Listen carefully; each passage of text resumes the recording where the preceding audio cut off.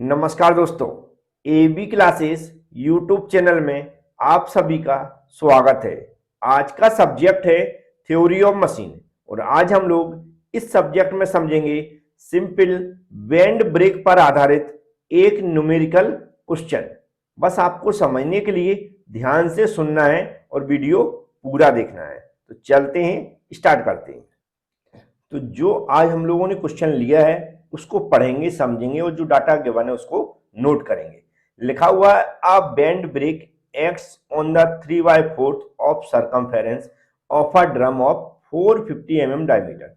एक 450 mm diameter का drum है और जिसकी सरकमफेरेंस पे जो भी बैंड ब्रेक है वह 3/4 में क्या हुआ, लपेटा हुआ है, ऐसा बोल सकते हैं। Which is keyed to the shaft. The bend brake provide a braking torque of braking torque given है 225 न्यूटन मीटर।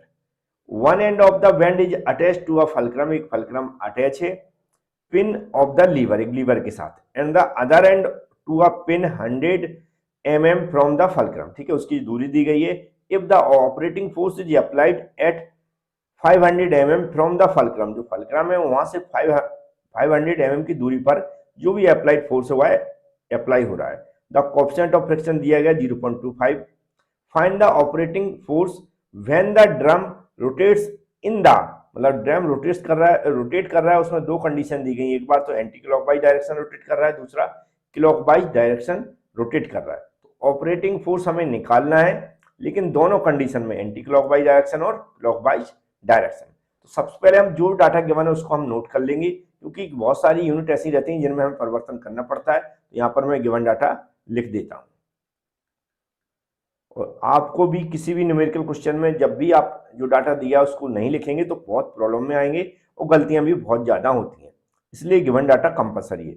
सबसे पहले यहाँ पर देखो, ये जो दिया डायमीटर का ड्रम को हम डी से, जो डायमीटर को हम डी से डिनोटेट करते हैं, ड्रम के डायमीटर को डी से डिनोटेट करते हैं।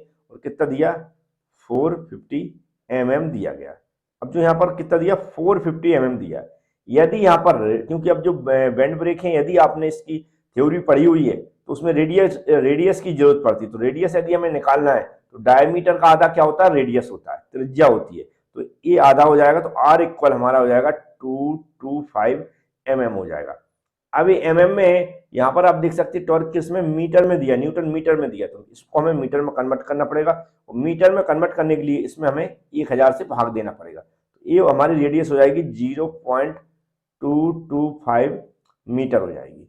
ये हमने पहला डाटा सही से चेंज करके लिख लिया। अब यहाँ पर टॉर्क कौन सा, ब्रेकिंग टॉर्क है, तो टी बनाते हैं कैपिटल, नीचे बी लगा देते हैं।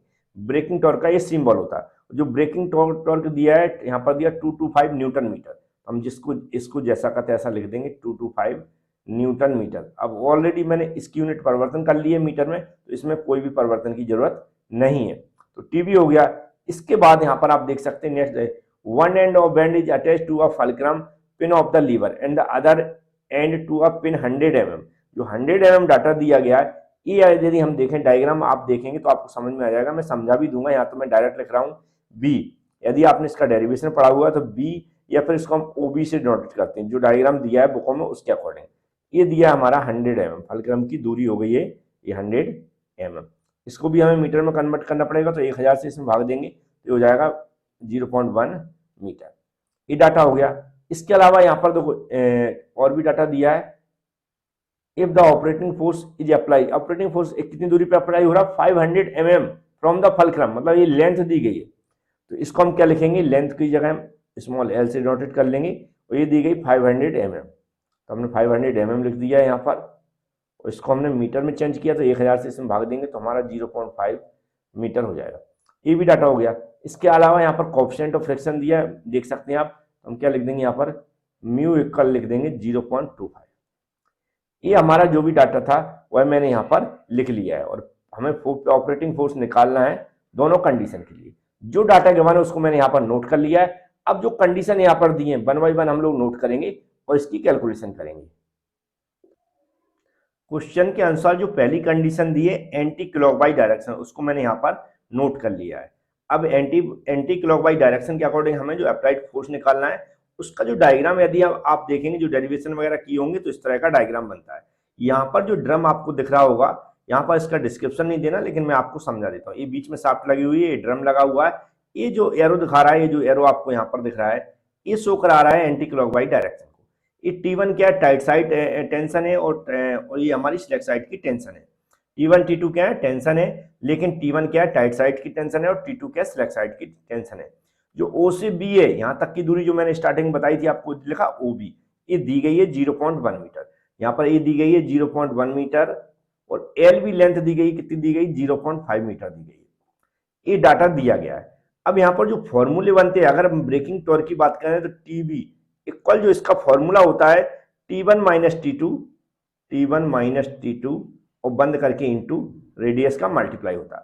क्या होता है, ये फॉर्मूला होता है इसका ब्रेकिंग टॉर्क का। अब यहाँ पर हम देखेंगे T1 T2 की हमारे पास वैल्यू नहीं है, आर की तो दी गई है, तो T1 T2 का एक रेशो होता है, इसमें जो हम लोग रेशो निकालते हैं T1 अपॉन क्या होता है T2। T1 अपॉन T2 जो रेशो का फॉर्मूला बनता है ये हो गया, और इक्वल होता है हमारा ई की पावर म्यू थीटा। क्या होता है, ई की पावर म्यू थीटा, ये फॉर्मूला बनता है।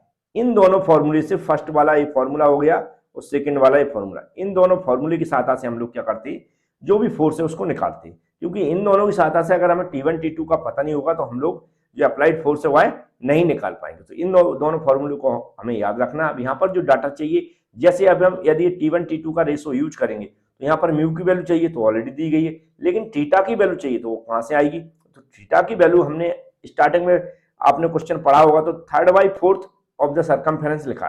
तो सर्कमफेरेंस लिखा हुआ है, थीटा इक्वल क्या होता है 3/4 इंटू क्या लिखा हुआ है, सर्कमफेरेंस है, ड्रम की क्या है, सर्कमफेरेंस।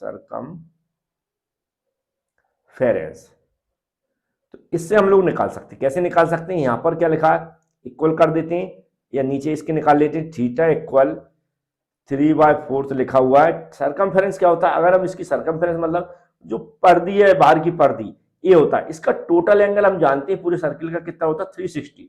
तो सर्कमफेरेंस की जगह हम क्या लिख सकते हैं, 360 लिख सकते हैं। यहाँ 360 लिख दिया मैंने। अब 360 लिख दिया तो इसको हम सॉल्व करना पड़ेगा। तो सॉल्व करेंगे 3/4 का अगर इसमें मल्टीप्लाई करेंगे तो मेरे अकॉर्डिंग जो वैल्यू आएगी वह आएगी 270 डिग्री आ जाएगी। अब इसको हमें रेडियन में चेंज करना, थीटा इक्वल क्या हो जाएगा, 270 की जगह 270 रहेगा, इसमें हम मल्टीप्लाई कर देंगे π/180 का। किंतु जो भी डिग्री में वैल्यू दी गई है यदि उसको हमें रेडियन में चेंज करना है तो π/180 का मल्टीप्लाई कर देते हैं। अब यदि हम इसको कैलकुलेटर से कैलकुलेट कर रहे हैं तो हमारी वैल्यू आ रही है 4.713 क्या आ जाएगा, हमारा रेडियन आ जाएगा। तो ये हमने थीटा की वैल्यू निकाल ली है। तो यदि ये वैल्यू निकाल ली है तो हम यहाँ पर क्या लिख सकते हैं, बी नो दैट लिख के हम क्या लिखेंगे, ये रेशो लिख देंगे T1 अपॉन T2 इक्वल ई की पावर म्यू थीटा। अब हम यदि इसकी कैलकुलेशन को हम आगे बढ़ाते हैं तो T1 अपॉन T2 हो जाएगा इक्वल, ये है ई की पावर म्यू थीटा, तो ई हो जाएगा, म्यू की जगह हम देख रहे हैं कितना रख देंगे, 0.25 रख देंगे, 0.25 रख देंगे इंटू थीटा की जो रेडियन में वैल्यू हम लोग कैलकुलेट करते हैं, इसी का हम लोग यूज करेंगे 4.713, ये वैल्यू आ जाएगी।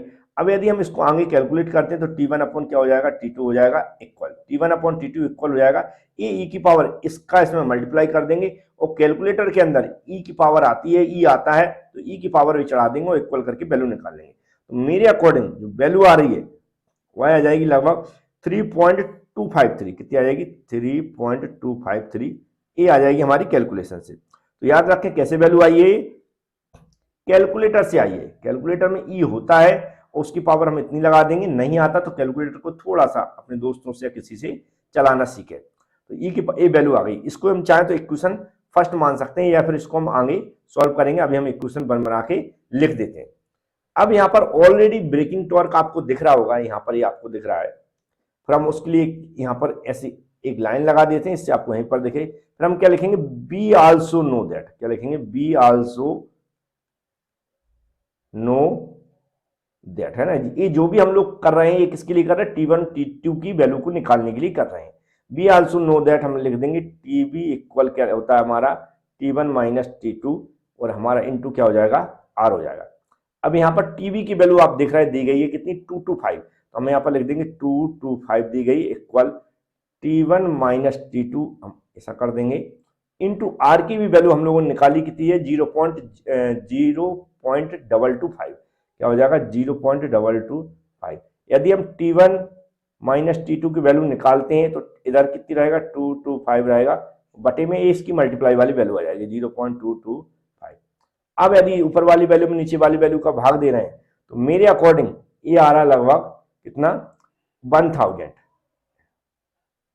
ये हो जाएगा हमारा न्यूटन हो जाएगा, क्योंकि रेडियस है ये मीटर में दी गई है, ऊपर का न्यूटन मीटर है तो मीटर से मीटर कट जाएगा, सिर्फ न्यूटन बचेगा। ये हमने कितना निकाल लिया है 1000 निकाल लिया है। तो ये 1000 कैसे आया आपको समझ में आ गया होगा। इसको हम इक्वेशन सेकंड दे देते हैं। अब हम क्या करेंगे यहां पर लिखेंगे, यदि हम इसको और सॉल्व कर देते हैं यहां से, अगर हम इसकी T1 की वैल्यू अगर निकालते तो हम देखें क्या निकलेगी, T1 इसका T2 कैसे मल्टीप्लाई हो जाएगा, तो हम क्या करेंगे ऐसा लिख देंगे from equation first and second. Equation first और सेकंड, फर्स्ट इक्वेशन कौन सी ए वाली है और सेकंड ए है, तो हम यहाँ पर क्या लिख सकते हैं, देखो T1 है, T1 की जगह हम क्या लिख सकते हैं देख रहा होगा आपको, तो T1 की जगह हम क्या T1 की जगह क्या लिख सकते हैं 3.253, क्या लिख सकते हैं 3.253, हम लिख देंगे 3.253 इंटू T2 हो जाएगा माइनस T2 हो जाएगा, इक्वल हमारा हो जाएगा 1000। अब आप सोच रहे होंगे कैसे आया, तो ये जो इक्वेशन आपको दिख रही है इसमें T1 है, इसकी जगह मैंने इसका इस यहाँ पर वैल्यू निकाल ली, कैसे निकाल ली, यहाँ पर T1 इक्वल इसका क्रॉस मल्टीप्लाई हो जाएगा तो ये क्या हो जाएगा T2 इंटू 3.253 आ जाएगा। तो इस तरह हम T1 की वैल्यू T2 इंटू 3.253 कहाँ रख सकते हैं, इस T1 की जगह रख सकते हैं, वह मैंने यहाँ पर रख दिया। अब यदि हम यहाँ पर T2 कॉमन लेते हैं तो अंदर क्या बचेगा 3.253 माइनस 1, ये बचेगा, इधर आ गया कितना 1000 आ गया। अब यदि हम इसको और कैलकुलेट करते हैं तो मेरे अकॉर्डिंग क्या हो जाएगा T2 इंटू इसमें से इसको माइनस करेंगे तो ये बच रही है 2.253 बचेगा, इक्वल आ जाएगा हमारा 1000। अब यहाँ पर T2 की वैल्यू निकालना तो इधर क्या रहेगा 1000 रहेगा, बटे में क्या आ जाएगा हमारा 2.253 आ जाएगा। अब ऊपर वाली वैल्यू में यदि नीचे वाली वैल्यू का हम लोग डिवाइड कर रहे हैं तो ये वैल्यू आ रही लगभग 444.893 आ रही, कितनी 893, ये वैल्यू आ रही 444.893। तो ये मैंने T1 की वैल्यू निकाल ली है, T1 की, हाँ एक मिनट, T1 न्यूटन में आया ना, एक मिनट चेक करता हूं मैं, हाँ एकदम राइट आ गई है। अब यदि हम T1 की वैल्यू निकालेंगे, अब हमारे पास क्या वैल्यू आ गई आप देख रहे होंगे T2 की वैल्यू आ गई है। अब इसी तरह हम T1 की यदि निकालेंगे तो इसको हम कहाँ ले जाएंगे, आपको जो ए क्वेश्चन देखो इसमें भी ले जा सकते हैं, हम कैसे ले जा सकते हैं, अब हम क्या लिख सकते हैं T1 इक्वल जो यहाँ पर क्या है T2 इंटू 3.25, T2 इंटू 3.253 है, इसमें हम क्या करेंगे T2 की वैल्यू रख देंगे 444.893 इंटू 3.253। तो हमारी सॉरी यहाँ पर T1 कर लें, ये वाला T1 है, तो T1 इक्वल इसका इसमें मल्टीप्लाई करेंगे तो मेरे अकॉर्डिंग जो आंसर आ रहा है T1 का वह आ रहा है लगभग 144 मेरी कैलकुलेशन के अनुसार 837 वही हो जाएगा न्यूटन में। याद रखें पॉइंटों में कुछ इधर उधर वैल्यू आती है आपकी कैलकुलेशन से, तो कैलकुलेटर की थोड़ी बहुत मिस्टेक चलती है, लेकिन इधर की वैल्यू सेम मिलना चाहिए, 1444 सही मिलना चाहिए, 444 भी यहाँ पर सही मिलना चाहिए। तो हमने क्या किया ये T1 और T2 का यहाँ पर जो भी वैल्यू है जो भी मान है वह निकाल लिया। अब हमें जो एंटी क्लॉकवाइज डायरेक्शन है इसमें हमें अप्लाइड फोर्स कैसे निकालना है, T1 T2 वैल्यू को फाइंड आउट करने के बाद वह मैं आगे बताता हूं। ये डायग्राम आपको देखना है और हमें यहां पर लिखना है मूवमेंट लेंगे हम, कैसे लेंगे तो यहां पर लिखना है टेकिंग अ मूवमेंट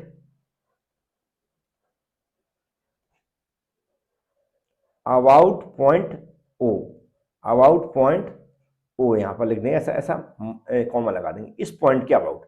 याद रखें हम अभी एंटी क्लॉकवाइज डायरेक्शन की बात कर रहे हैं, एंटी क्लॉकवाइज डायरेक्शन में देखेंगे तो T1 है, इसकी ओ पॉइंट के अबाउट 0 डिस्टेंस है तो ये 0 हो जाएगा, इसको लेने की जरूरत नहीं है। लेकिन जो यहाँ पर P फोर्स लग रहा है ये ऊपर की डायरेक्शन में लग रहा है और दूसरा जो टेंशन है T2 ये नीचे की डायरेक्शन में लग रहा है, ये ऊपर, तो एक दूसरे के अपोजिट है, मतलब हम इक्वल लिख सकते हैं। तो यदि इस O के अबाउट इस P का मूवमेंट लेते हैं तो फोर्स इंटू परपेंडिकुलर डिस्टेंस हो जाएगी, तो क्या हो जाएगा फोर्स हो जाएगा इंटू परपेंडिकुलर डिस्टेंस क्या होगी, ये L होगी। क्योंकि हम जानते हैं मूवमेंट क्या होता है, फोर्स इंटू परपेंडिकुलर डिस्टेंस, मतलब बल और लंबवत दूरी। तो बल ऊपर को लग रहा है तो यहाँ पर देखेंगे 90 डिग्री बन रहा है, तो ये बल हो जाएगा और ये हमारी पूरी दूरी हो जाएगी कहाँ तक की, ओ तक की, जिस पॉइंट के अबाउट हम मूवमेंट ले रहे हैं। और इक्वल, क्योंकि दोनों फोर्स अपोजिट है, यहाँ पर आप देख रहे हैं ये नीचे की ओर लग रहा है इसलिए अपोजिट होगा, तो इक्वल किस तरफ लिख सकते हैं, क्या लग रहा है हमारा T2 लग रहा है इंटू ये ओ के अबाउट ले रहे हैं, तो ओ तक जी हमारे T2 जो लग रहा है वहां से ये ओ तक की दूरी क्या है, बी के बराबर है, तो यहाँ पर हम क्या लिख देंगे, बी लिख देंगे। अब यहाँ पर जो भी वैल्यू दी गई उनको हमें लिखना है, इंटू देखो 0.5 दी गई किसकी, एल की वैल्यू, तो मैंने यहाँ पर लिख दी है। इसके अलावा T2 हम लोगों ने निकाला है 344.839 इंटू हमारा क्या हो जाएगा, बी की वैल्यू भी दी गई, कितनी दी गई है, 0.1 दी गई है। अब हमें इसको कैलकुलेट करना है, तो P इक्वल क्या हो जाएगा यहाँ पर 444.839 इंटू 0.1 अपॉन ए जो इसके साथ मल्टीप्लाई में है वो नीचे आ जाएगा, तो 0.5 हो जाएगा। अब हम कैलकुलेटर से बड़े आसानी से कैलकुलेट कर सकते हैं, इसका इसमें पहले मल्टीप्लाई कर लें, जो वैल्यू आएगी उसमें 0.5 का डिवाइड कर दें, तो जो मेरे अकॉर्डिंग आंसर आ रहा है वह आ रहा है 88.96, ये न्यूटन में आ जाएगा। ये आ गया हमारा जब हमारा drum anti clockwise direction move कर रहा। अब हमें क्लॉकवाइज के लिए भी निकालना, तो क्लॉकवाइज का भी डायग्राम में दिखा देता हूं एक बार। अब यहाँ पर ये डायग्राम आपको दिख रहा है, ए क्लॉकवाइज डायरेक्शन, कौन सी क्लॉकवाइज, मतलब घड़ी की दिशा में। अब घड़ी की दिशा में जब घूमेगा तो जो T1 ए जो ए वाला एंड है, बी वाला, ये टाइट साइड हो जाती, तो इसलिए हमने इसको T1 दिखा दिया है। ये हमारा सिलेक्ट साइड हो जाता है, इसलिए इसको T2 दिखा दिया। जो टाइट साइड है वह मैंने T1 दिखाया है, और जो सिलेक्ट साइड हुआ है T2 दिखाया है। इसके अपोजिट थे जो हमारा एंटी क्लॉकवाइज डायरेक्शन वाला डायग्राम था, तो आप समझ गए होंगे। तो हमें फिर से यहाँ पर लिखना पड़ेगा, कंडीशन क्या है, क्लॉकवाइज डायरेक्शन में जब ड्रम घूम रहा हो, तो उस कंडीशन को लिखने के बाद हम क्या लिखेंगे, यहाँ पर मैं डायरेक्ट लिख रहा हूँ, याद रखें, taking a movement about point A, about point O, sorry है ना, अबाउट पॉइंट ओ, इस पॉइंट के अबाउट, डायग्राम का याद रखें और यहाँ पर कंडीशन जरूर लिखें। सेकंड वाली जो कंडीशन दी है, कौन सी, क्लॉकवाइज डायरेक्शन में जब ड्रम घूम रहा हो, उसका ये डायग्राम भी मैंने यहाँ पर बना दिया। क्लॉकवाइज डायरेक्शन में जब ड्रम घूम रहा हो, तो ओ के अबाउट मूवमेंट ले रहे हैं, मतलब इस ओ के अबाउट मूवमेंट ले रहे हैं, तो फोर्स इंटू परपेंडिकुलर डिस्टेंस चाहिए। ये फोर्स लग रहा है यहाँ पर, यहाँ तक की परपेंडिकुलर डिस्टेंस क्या हो जाएगी, पी इंटू एल हो जाएगी, है ना, क्योंकि ये ऊपर की ओर लग रहा है और इसके बीच में क्या 90 डिग्री का एंगल बन रहा है, मतलब लंबा दूरी हो जाएगी, कहां तक की लेना, ओ तक की लेना, तो ओ तक की दूरी एल दी गई है। अब हम दूसरा, ये T2 है, तो T2 इसी पॉइंट पे लग रहा है, मतलब इसकी जो परपेंडिकुलर डिस्टेंस है वह 0 हो जाएगी, तो इसको लेना नहीं है। अब हम जो T1 देख रहे हैं वह नीचे की ओर लग रहा है और ये ऊपर की ओर लग रहा है, एक दूसरे के अपोजिट है। जब एक दूसरे के अपोजिट है तो एक दूसरे के इक्वल लिख सकते हैं, तो इसको हम क्या लिखेंगे, T1 इंटू करके हम क्या करेंगे, ओ तक की हम दूरी लेना है, क्योंकि ओ के अबाउट हम मूवमेंट ले रहे हैं, तो दूरी क्या है, बी है, हम यहाँ पर बी लिख देंगे। अब यहाँ पर जो भी डाटा दिया गया है, पी का, एल का, T1 T2 का, तो पी तो निकालना है, एल का डाटा दिया गया तो पी इंटू कर देंगे हम 0.5, एल की दूरी दी गई है, इक्वल हो जाएगा T1 की वैल्यू हम लोगों ने फाइंड आउट की थी, तो यहाँ पर लिखेंगे हम 1,444.837 इंटू बी हो जाएगा, बी की दूरी ऑलरेडी 0.1 दी गई है क्वेश्चन के अंदर, तो हम पी यहाँ पर निकालेंगे, तो यह हो जाएगा 1,444.837 इंटू 0.1 अपॉन 0.5। अब हमें कैलकुलेटर से करना क्या है, इस वैल्यू को इस वैल्यू के साथ मल्टीप्लाई कर देना। मल्टीप्लाई करने के बाद इक्वल का बटन दबाएं, जो आंसर आएगा उसमें फिर डिवाइड का बटन दबा के 0.5 टाइप करें और इक्वल दबा दें, तो जो फाइनल आंसर आएगा पी इक्वल यह आएगा 2,888.96 न्यूटन। तो इस तरह हमने क्लॉकवाइज डायरेक्शन में पी की वैल्यू इतनी निकाल ली है और एंटी क्लॉकवाइज डायरेक्शन में पी की वैल्यू ए निकाल ली है। उम्मीद है यदि आपसे डायग्राम बन जाता तो डायग्राम जरूर बनाएं यदि क्वेश्चन पूछा जाता है। इस तरह के और भी एक दो क्वेश्चन और करवा दूंगा, क्योंकि बहुत सारे क्वेश्चन है, बहुत सारे चैप्टर हैं, आपको तैयारी करना है और बहुत ज्यादा मतलब इतना स्ट्रेस लेके ना जाएं एग्जाम में कि मतलब ये क्वेश्चन जो आ रहे हैं वो भी आपसे ना बने। सिंपल न्यूमेरिकल क्वेश्चन पूछे आएंगे, कंसेप्ट बेसिक है। जो मैंने फॉर्मूले बताए, यदि बैंड ब्रेक के क्वेश्चन पूछे आते हैं, दो ही फॉर्मूले पे डिपेंड रहेंगे। एक तो टीबी इक्वल क्या हो जाएगा, T1 माइनस T2 और हमारा क्या हो जाएगा इंटू आर, और हमने दूसरा फॉर्मूला बताया था T1 अपॉन T2 इक्वल ई की पावर म्यू थीटा। ये दोनों फॉर्मूले का यूज करते हैं हम T1 और T2 की वैल्यू निकालने में। फिर हमें जो अप्लाइड फोर्स निकालना है उसके लिए हम जो मूवमेंट लेके हम उसको फाइंड आउट करते हैं।